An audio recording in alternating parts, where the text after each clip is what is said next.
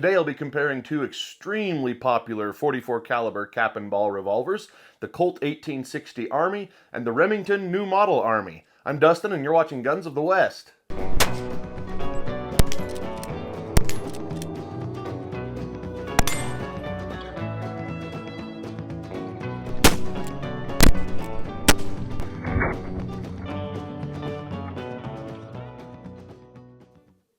Well, this video comes from a question I receive very often in emails and YouTube comments, and it's also something I see debated a lot online, and that is the question of which is better, the Colt 1860 Army or the Remington New Model Army. They're both certainly great guns, big irons, 44 caliber cap and ball revolvers. Now, I recently did a poll on Facebook to see what you all think. Here are the results of that. And you can see that among all of you who participated, the Colt is a bit more popular. And I can say right here from the beginning, that's where I tend to lean to, is I tend to like the Colts more. But I thought today would be a good opportunity to just look at them both close up. So let's give you a look at them. Well, there they are next to each other. They are both beautiful guns, in my opinion. I tend to prefer the look of the Colt a little bit. I love the open top. But this is not bad at all, and there are even some advantages to that closed frame. They both have an 8-inch barrel. They, again, are both 44 caliber. This one has a little bit bigger cylinder, where this one steps down. The grips on them, the Army is very big. This one, if you were to compare it to Colts, it's more like the size of a Navy grip. The front sight on the Colt is very, very short. This one is much taller, which makes it shoot much closer to point of aim. Loading procedure is really the same on both of them. You'll pull the hammer to the half-cock position, which is what unlocks the cylinder to rotate. And then as you load each chamber using your loading lever, that's the same on both guns. And then, of course, you cap the nipples and you're good to go. The Colt, like I said, is the same. Half-cock position to free the cylinder. You got your loading lever there. Slightly different style. This loading lever on the Remington just hinges on a screw. This one is more of a rack and pinion design, which feels very smooth. One thing I want to address for sure is a comment that I read all the time. People saying the Remington is better because you can swap cylinders faster. So let's talk about that. I'm not arguing with it. I think, generally you can as long as the gun is relatively clean. Once it gets really gummed up from shooting, it's not quite so easy. But it is a nice process. You pull the hammer to the half-cock position, and then what you're going to do is drop the loading lever just a little bit down this far so that you can pull out this pin, and then the cylinder just pops out freely like that. To put it back in, I found it easiest if I put the hammer back down and then go in from the other side, and as I'm putting the cylinder in, I start to pull the hammer back, which will drop the bolt, and then the cylinder can slide in, and then I just push the pin back in, and there you go. On a Colt, it is a little bit more of an ordeal if you want to swap cylinders. On this one, I need to knock a wedge out, and then I can pull it from the other side. Barrel comes off, and then if the hammer's on the half-cock position, the cylinder will slide off, and you could put on the new freshly loaded one. Then the barrel just goes right back on. Wedge goes back in. Give it a good push. You might even want to tap it with a mallet, but this particular gun, that's typically good.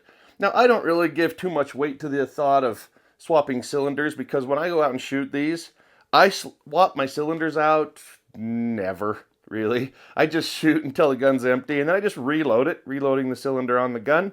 And again, loading process is the same. And don't be fooled on this one. Like I said, when you shoot a lot and it gets gummed up, that's not such an easy task. It gets a lot more cumbersome to do, and parts are sticking. It's just not quite as easy as it just looked there a moment ago.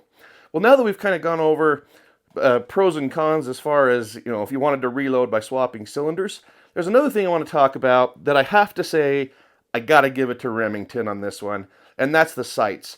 Not only do they have this taller front sight, but it's a much more solid design because your rear sight is cut into the frame right there. So this is all solid. This barrel is permanently attached to the frame. So rear sight and front sight are permanently connected to one another. On a Colt, you got the front sight up here, and the rear sight is a notch in the hammer. So that's on two different parts, and this part moves, so it might not be perfectly in the same position all the time. So you could argue, and even I would argue, that's not as good of a design for the sights. So Remington Definitely better on that, and definitely shoots much closer to point of aim. This particular one, almost exactly point of aim. I'm very happy with that. This one, if I'm shooting at, say, 20 yards, I have to aim just about a foot low of what I want my point of impact to be. But that's not terrible, even though it sounds like it is. You get used to it, and it just is what it is, and you learn to shoot the gun, and you get familiar with it. Just as a side note, I really need to re-buff out and re-blue that. I didn't do a very good job on that at all. I did that so that I could shoot paper cartridges. And speaking of paper cartridges, let's talk about that. That's another one where I have to give it to the Remington. On this gun, it needed a little work to be able to load them to make it more like an original. But then when you load it, you pull the hammer back and then you can put your paper cartridge in and then continue the loading procedure. On this one, no work needed at all. And look at the design of this. I've always loved this. I don't know if this was done because of paper cartridges or if it just is a coincidence, but it's perfect.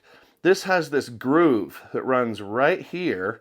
And when you pull the hammer to half cock, that puts a chamber right there and gives you all the room you need to easily drop your cartridges right in there. So if you're shooting paper cartridges a lot, which I admit I do like to do. I mean, I own the Guns of the West store, so I ought to. But this is a dream, I have to say, for paper cartridges when you don't want to have to do anything to be able to make it work. Well, now that we've kind of gone over those, let's just hold them up close to one another. Again, they both have an 8-inch barrel. Try to get that in frame for you so you can see they're the same length. I do kind of like the look of that loading lever, although the loading lever on the Remington, it feels a little more fragile to me than the Colt, and I actually don't think that it is. I think it's very, very sturdy. It just, for some reason, has a bit more of a fragile feel. But here you got the full look at that closed frame design, where this one is the open top, and I do prefer the look of the open top, not to mention the engravings that Colt's put on them, and also the case-hardened finish. Here's a closer look at the grips. From that angle, they look like they're the same, but this one is actually quite a bit smaller. Some people say this one's better if you have big hands. I have fairly large hands, and that's more than enough still. This one's actually very, very comfortable. And to be honest, I would even say the grip, I think, is more comfortable on the Remington. I seem to be pointing to a lot of wins for the Remington over the Colt, but I do actually prefer the Colt. I think it's just the classicness of it and the design and the look. Not that this one is not a classic, it certainly is. But this one is just more appealing to me. I've always liked them, and it probably helps that I started with the Colt designs.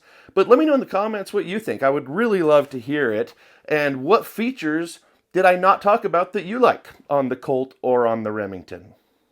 Well, I really hope you enjoyed this look today at these big, beautiful big irons in 44. Leave a comment down below. Let me know which one you'd like. I'd love to hear it, and I'm sure the comments will be just as mixed as that Facebook poll was. But anyway, please don't forget to click the like button and subscribe to the channel so you can be here for more videos. There are always plenty more coming. And if you look in the description, you'll see where to find me on social media. And don't forget to check out the website too and be subscribed as an email subscriber. Thank you so much for watching.